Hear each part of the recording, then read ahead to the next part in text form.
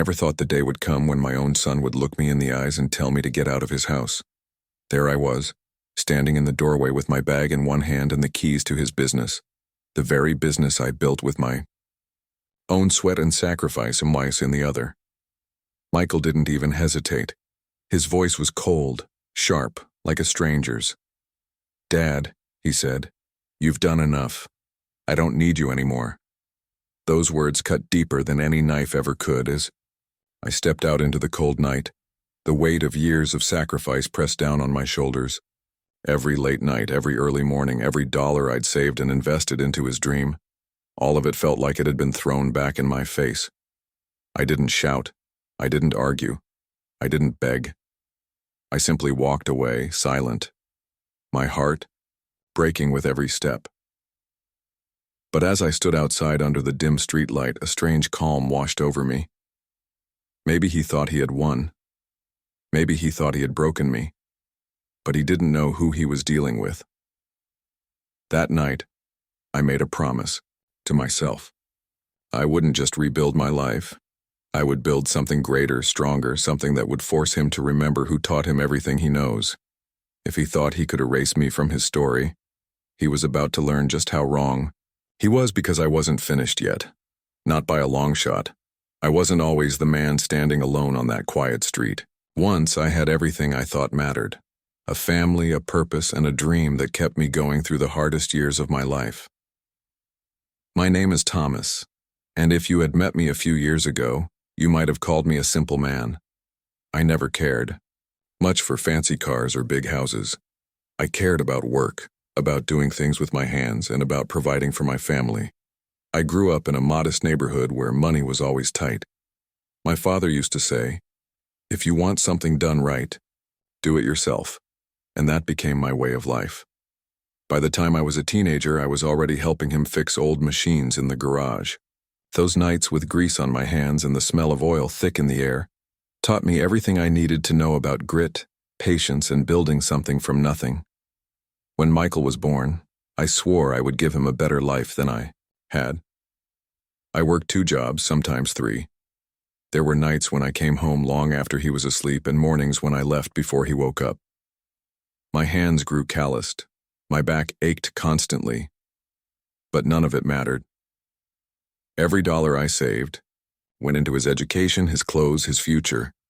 People used to tell me I spoiled him, but I didn't care.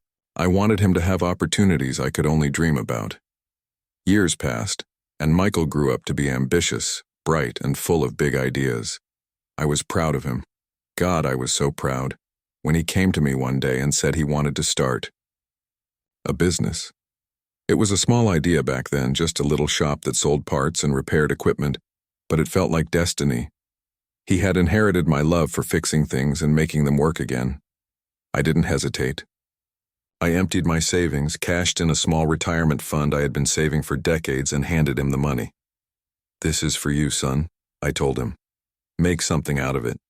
Build something you can be proud of." We started together, side by side. I was there when we signed the lease for that first tiny shop, when we painted the walls ourselves because we couldn't afford to hire anyone, when we sat on crates eating takeout food because there wasn't even a proper table yet. Those were some of the happiest days of my life. It wasn't just a business. It was a dream we were building together, brick by brick. The early months were tough. There were days when customers didn't come, when bills piled up on the counter and we didn't know how we'd pay them. But I never let Michael see me worry. I kept telling him, "We just need to push a little harder. If we stick together, we'll make it through." And we did. Slowly, customers started coming back. Our reputation spread, one satisfied client at a time. The little shop became known for its honesty and quality work, and before long we had more orders than we could handle. We hired our first employee, then another. The sound of tools, machines, and laughter filled the shop every day. I would watch Michael take charge, handling clients with confidence, and I felt a quiet pride swelling in my chest. At home, I was the same man I'd always been. Quiet, steady, the one who fixed the leaky faucet and made sure the yard was mowed. Life wasn't perfect, but it felt right. I thought we were closer than ever. What I didn't notice, or maybe refused to see, was the small changes creeping in. Michael started dressing differently, speaking differently. He spent more time with new friends, people I didn't know. He started talking about expansion, about making the business bigger, flashier, more modern. I admired his ambition, but something about his tone made me uneasy. Still, I pushed those feelings aside. I told myself this was what success looked like, and that this was what I had been working for all along. I told myself he needed freedom to grow and that my job was to support him. I kept showing up every day, opening the shop at sunrise, closing it late at night. I handled the books, the suppliers, the little details no one else cared about. I thought we were still a team. I had no idea how wrong I was. I didn't notice the exact moment things changed between us, but looking back now, I can see all the signs. The shop was busier than ever. Money was finally coming in steadily, and Michael was starting to feel like a real businessman. He stopped wearing the old work shirts we had embroidered with the shop logo and started showing up in crisp button-downs and expensive shoes. At first, I thought it was nice to see him looking successful. He had earned it, but there was something different in the way he carried himself. One afternoon, I was at the counter going over invoices when I heard him laughing with a couple of his friends near the back of the shop. I glanced up just in time to see him roll his eyes toward me, as if I was some relic, an outdated part of the business he had to put up with. It stung, but I brushed it off. Maybe I was just being sensitive. Then came the meetings. He started having them without me. I'd find out about big decisions after the fact.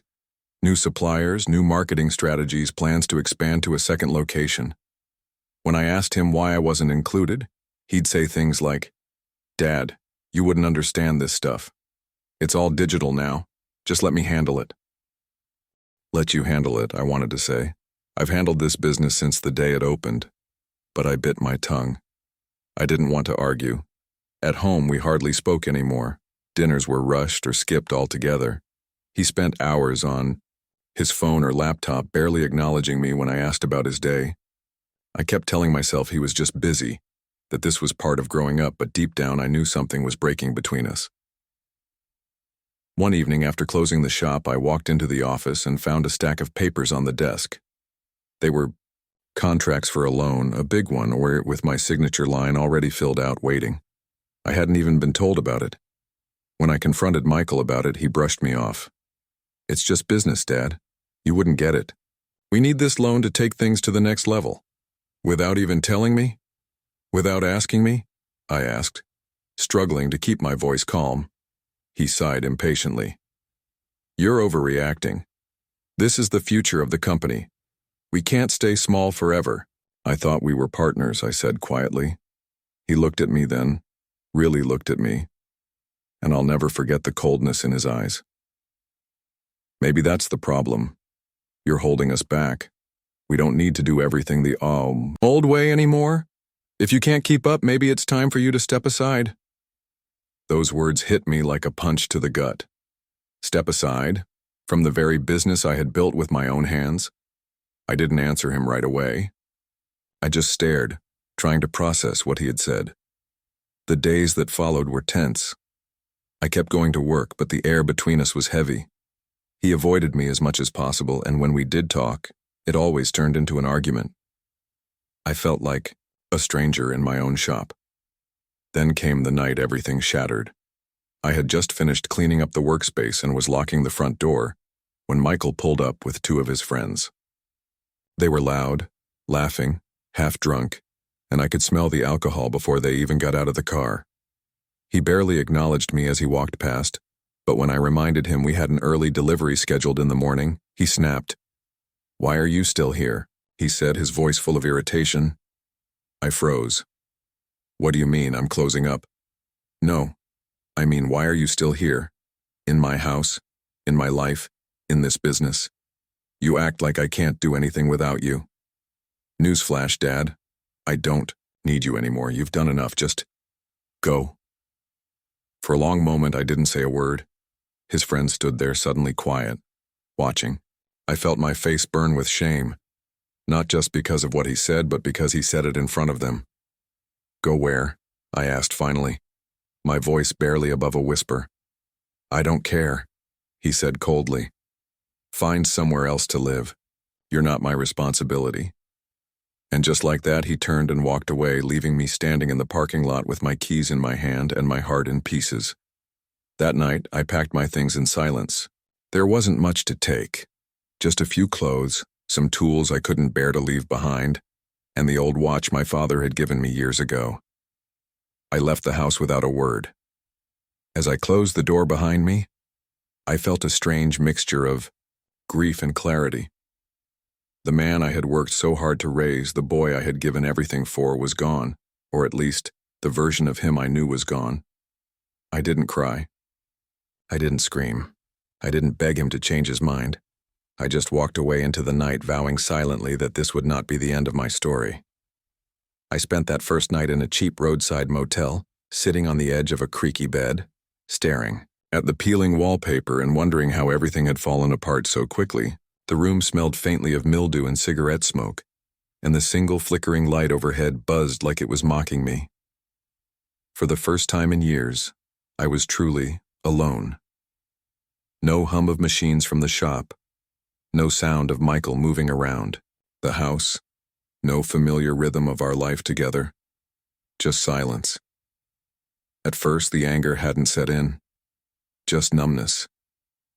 I replayed his words over and over in my head. You're not my responsibility. The son I had raised, the boy I had once carried on my shoulders, now saw me as a burden, as someone to discard when I was no longer convenient. I barely slept that night. When the sun rose, pale and cold, I sat by the window watching cars go by, trying to figure out what to do next. I had no plan, no home, and almost no money left after investing everything into his business.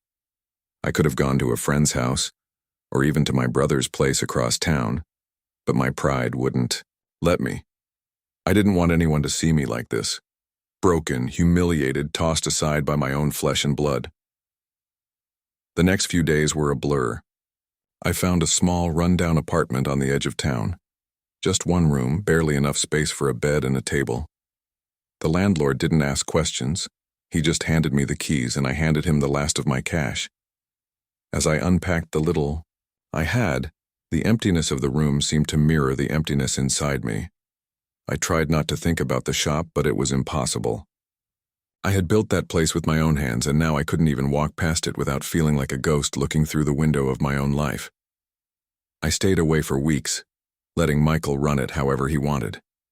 I told myself it didn't matter anymore, that I had to let go. But every time I thought about him laughing with his friends, about the coldness in his eyes when he told me to leave, a fire began to burn in my chest. It wasn't just anger. It was something deeper. Something that came from the very core of who I was. I had been many things in my life. A worker, a provider, a father. But I had never been a quitter. Late one night, sitting at my little table with a cup of cold coffee, I pulled out a notepad and started writing. At first it was just scribbles, lists of suppliers, ideas for services, names of contacts I hadn't spoken to in years. But as the night went on, the plan began to take shape. If Michael thought he could push me out and succeed without me, he was in for a surprise. I knew that business inside and out. I knew every supplier, every regular customer, every trick we had used to stay afloat when times were tough. I wasn't going to beg him to take me back. I was going to build something of my own. Something better. The next morning I made some calls. Old friends, former clients, people who respected me long before Michael started playing businessman. Some of them were surprised to hear from me, but when I told them what had happened, most of them didn't hesitate. If you're starting something new, one of them said, you've got my business. Piece by piece, the spark inside me began to turn into a flame. I found a small garage space for rent, nothing fancy, but it was enough to get started. I bought a few used tools, borrowed a workbench from a friend, and set up shop. The first few days were quiet, but it felt good to work with my hands again, to smell the oil and hear the clang of metal. I wasn't doing it for revenge, not yet, at least. I was doing it to remind myself who I was, But as word spread that I was back in business, something interesting started happening. Old customers began showing up, people who had been loyal to me from the start. "We missed you," they said. "The place just isn't the same without you." That's when I realized this was bigger than just me starting over. This was about showing Michael that he hadn't just kicked me out of his house. He had kicked out the very heart of what made that business great, and I was going to make sure he saw it. It didn't take long for word to reach Michael that I was back in business. At first, he ignored it. I knew him well enough to imagine how he brushed it off, probably laughing with his friends, saying something like, "Let the old man have his hobby. He won't last a month." But I did last. And I didn't just last, I grew. Within a few weeks, my little garage was busier than I had expected. I worked from dawn to well past midnight, my hands aching, but my heart feeling stronger with every passing day. The satisfaction was different this time. This business was mine alone. Every penny I earned, every problem I solved, every happy customer that left with a smile, it all belonged to me. Then one afternoon, I got my first big break. An old client who used to give Michael's shop steady work called me. "Thomas," he said, "we've been having trouble with them. Delays, missed deadlines, poor communication. You think you can handle the next batch of orders?" "Absolutely," I told him without hesitation. That contract changed everything. Overnight, my tiny operation turned into a serious competitor. I had to hire an extra pair of hands just to keep up. And with every order I completed on time, every client I won back, I felt a sense of vindication I hadn't felt in years. Meanwhile, Michael's business was starting to stumble. I knew because customers told me. They would come in, shake their heads, and say things like, "He doesn't run the place the way you used to. Quality's not the same." I didn't gloat, not out loud, but inside a part of me smiled. Soon, Michael couldn't ignore me anymore. The first confrontation came on a rainy afternoon. I was closing up when I saw his car pull up outside my garage. He didn't even bother knocking, and he just walked in, dripping wet, his face full of anger. "What are you doing?" he demanded. I kept my voice calm. "Running a business." "You're stealing my customers?" I shook my head. "No, Michael. They're choosing to come here. There's a difference." For a moment, he just stared at me, his jaw tight. "You're trying to destroy me," he said finally. I almost laughed. "Destroy you? Son, you did that to yourself when you kicked me out. All I'm doing is living my life. You told me to go, so I went, and now I'm building something of my own." He didn't respond right away. I could see the conflict in his eyes. Anger, yes, but also something else. Fear. After that day, things got ugly. Michael started slashing his prices, running desperate, promotions, doing everything he could to pull business away from me. At first, I worried it might work, but to my surprise, most customers stayed loyal. They trusted me. They trusted my work. Then came the rumors. Suppliers started telling me Michael had been talking behind my back, saying I was too old, that my shop was unsafe, that I couldn't keep up with demand. I ignored the gossip, but it stung. Not because it hurt my reputation, but because it showed just how far he was willing to go. The rivalry between us became the talk of the town. People whispered about it at the diner, at the hardware store, even at church. Some said I should forgive him, go back and help him get back on track. Others said he had made his bed and deserved what he was getting. But forgiveness wasn't on my mind. Not yet. I wasn't finished proving myself. One evening, after a particularly long day, I sat in my office surrounded by paperwork and realized something. For the first time in years, I felt alive. The pain of what had happened hadn't gone away, but it had transformed into something sharper, something that pushed me forward. I wasn't just surviving anymore, I was thriving. And every new contract I signed, every customer who thanked me, was another reminder to Michael that I wasn't going anywhere. But I also knew this couldn't go on forever. Sooner or later, something would break. And I had a feeling that when it did, it would change everything. I knew something big was coming when one of my oldest suppliers called me late one night. His voice was hesitant, almost apologetic. "Thomas," he said, "I just got off the phone with Michael. He's trying to block you from getting materials. He told me if I keep supplying you, he'll take his business elsewhere." For a moment, I just sat there, stunned. I had known Michael was panicking, but this was a step too far. Trying to sabotage me behind closed doors? That wasn't just competition. That was war. After I hung up, I sat in my silent office, staring at the workbench. My hands were clenched so tight my knuckles turned white. I had spent months rebuilding myself, proving to the world, and to him, that I was more than just a shadow. And now he was trying to tear it all down.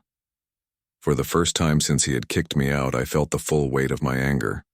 It wasn't just about the business anymore. It was about respect. It was about everything I had given him. Everything I had sacrificed only to be thrown aside like I didn't matter. I stood up, walked to the mirror in the corner of the room, and looked at myself. My reflection stared back. Tired eyes, calloused hands, streaks of gray in my hair. But there was a fire burning there too. "This ends now," I said out loud. That night, I stayed up drafting a plan. If Michael wanted a fight, I was going to give him one, but not with shouting or threats. No, I was going to outthink him, outwork him, and outlast him. The next morning, I drove to meet with one of my biggest clients. Over coffee, I laid everything out. I told them about my expansion plans, about the new equipment I wanted to buy, about how I could double my production if I had the right backing.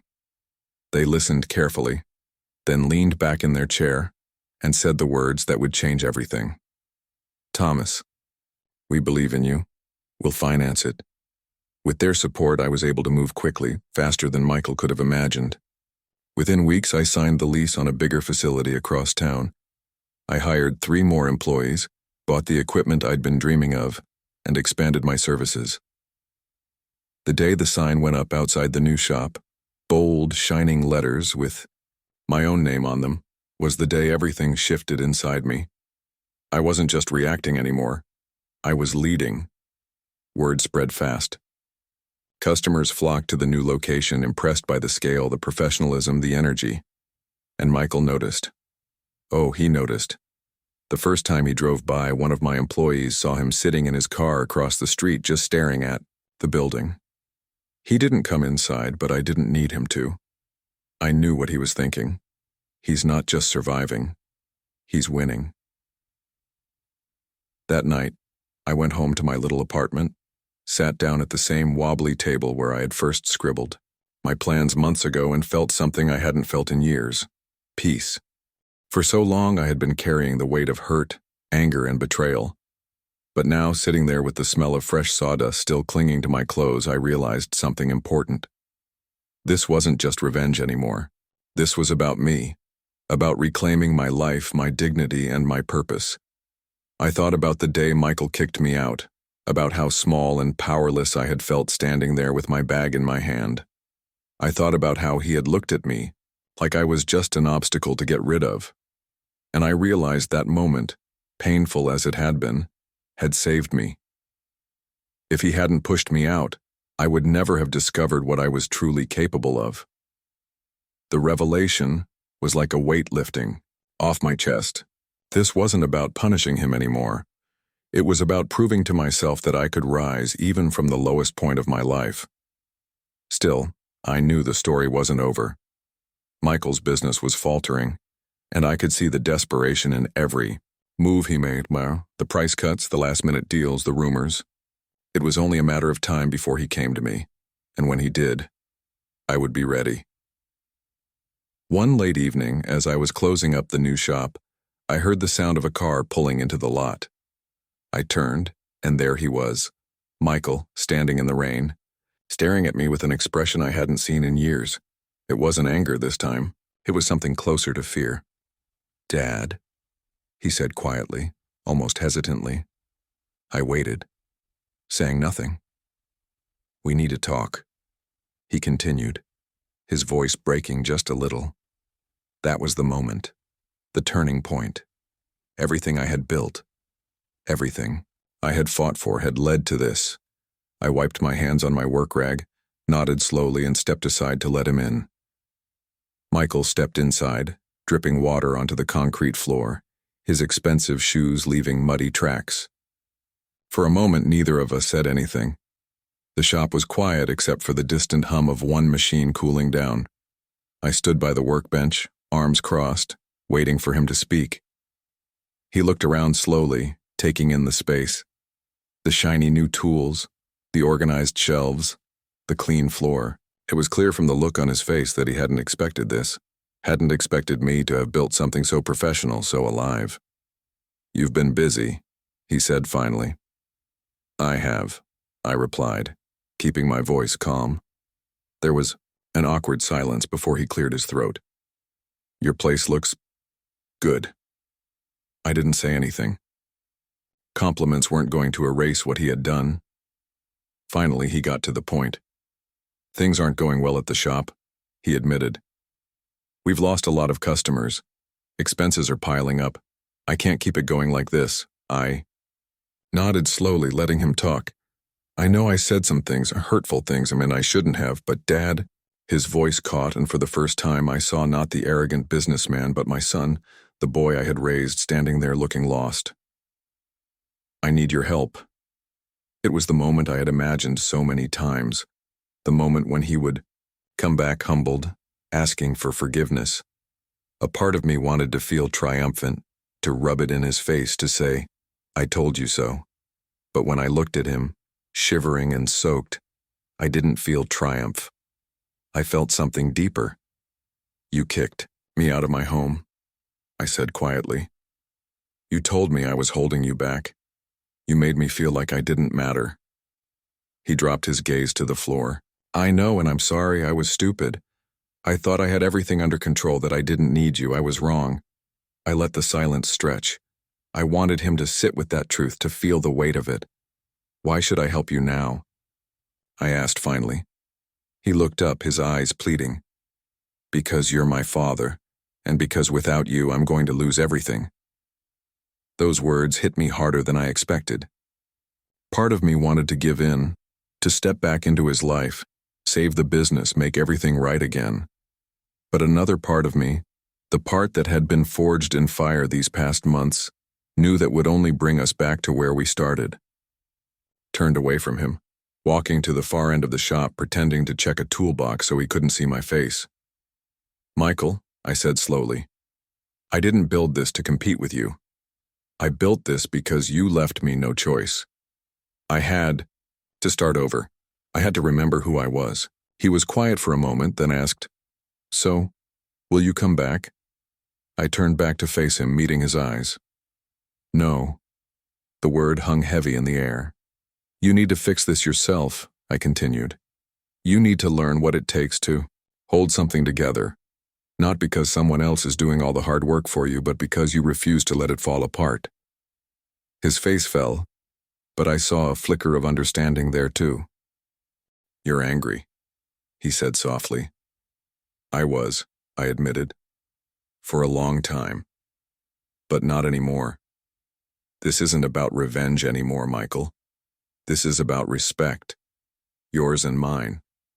He nodded slowly, as if he finally understood. Before he left, he glanced around the shop one last time. "I'm proud of you, Dad," he said quietly. For a moment, my throat tightened.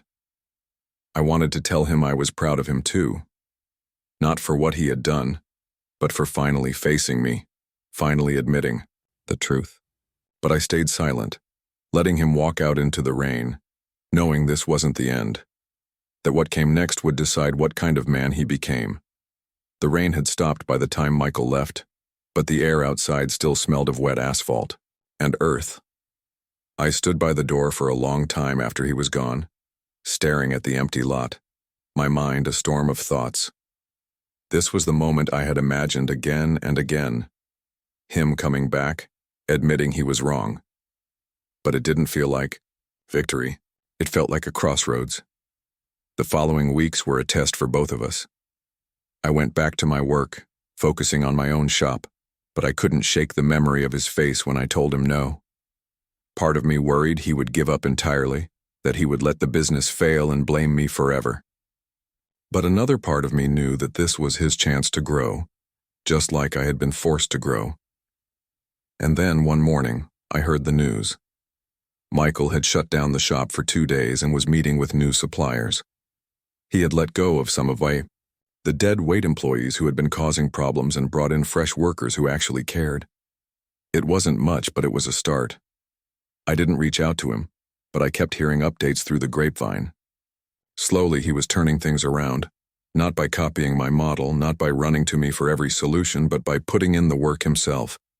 Still, I knew he wasn't out of the woods. And then it happened.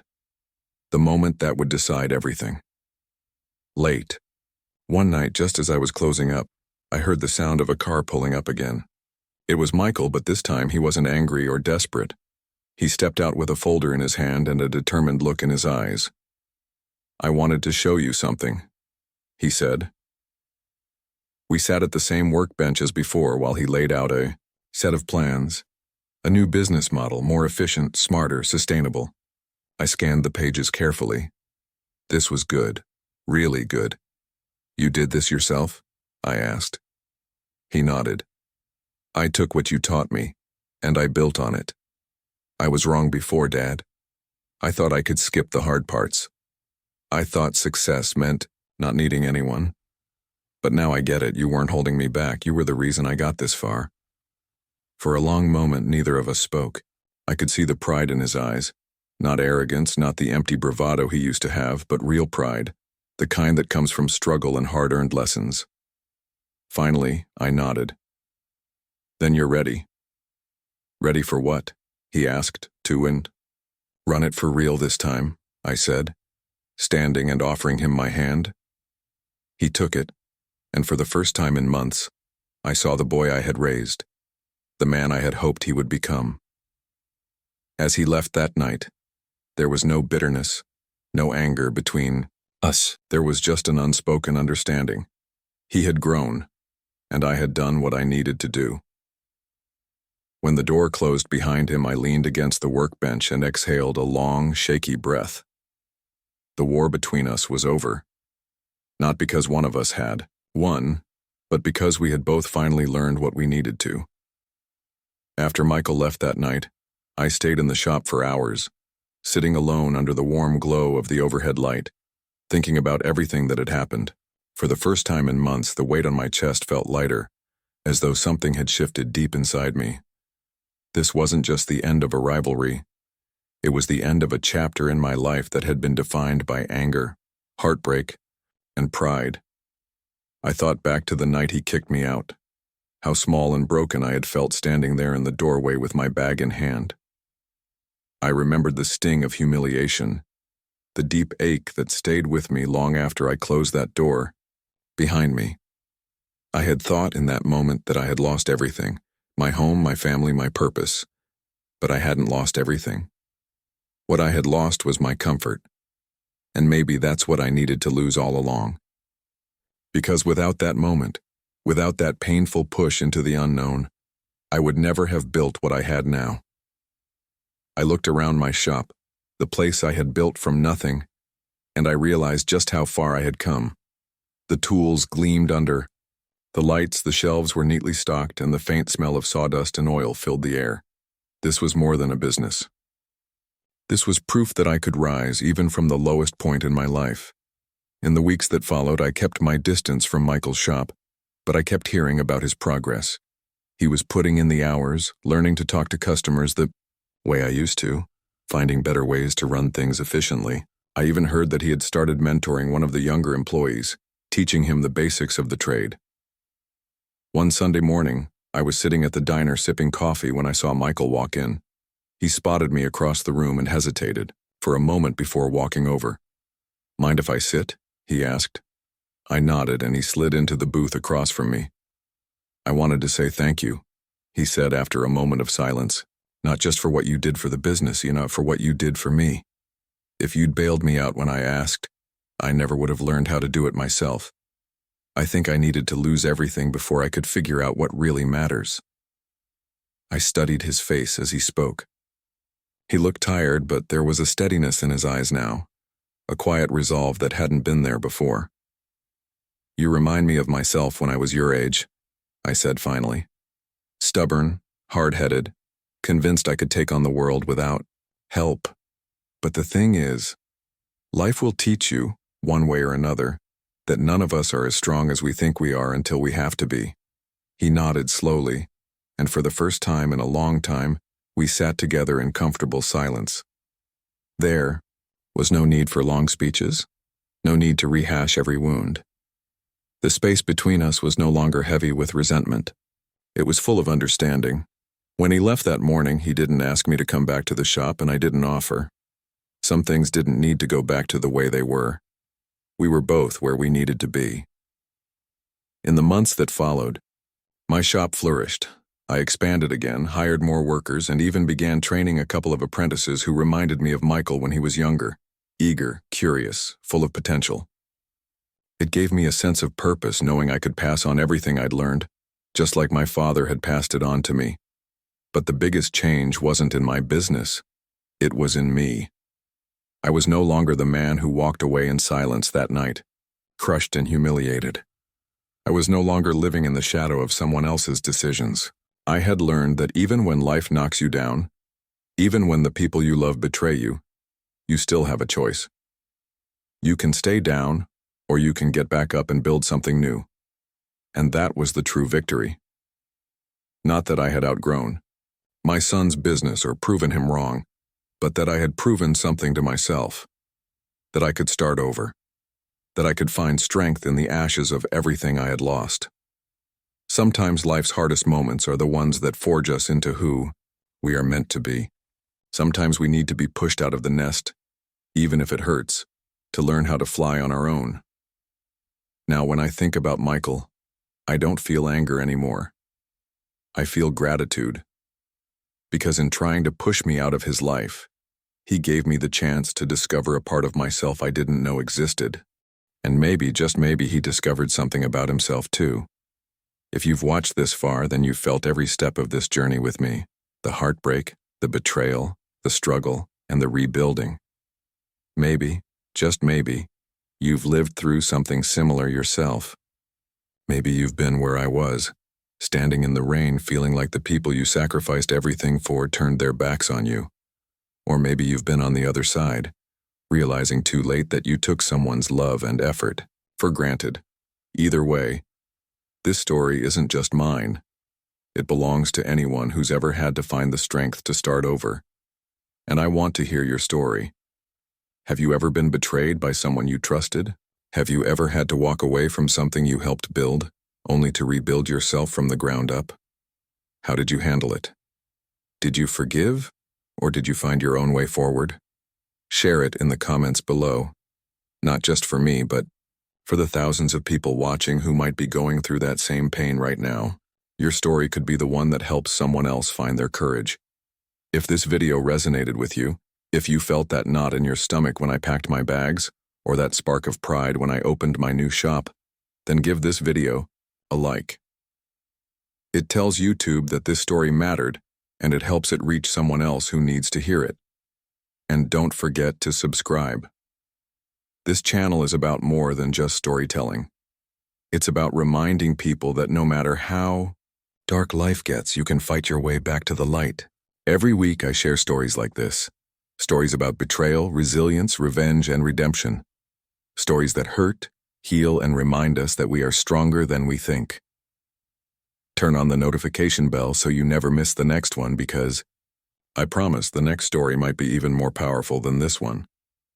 Finally, if you know someone, a friend, a sibling, a parent, who needs to hear this message, share this video with them. You never know who might be sitting alone tonight, wondering if they can make it through. Sometimes just hearing a story like this can remind them that they are not alone and that there is still a way forward. Thank you for watching, for listening, and for being part of this community. Together, we're not just telling stories, we're rebuilding hope, one video at a time.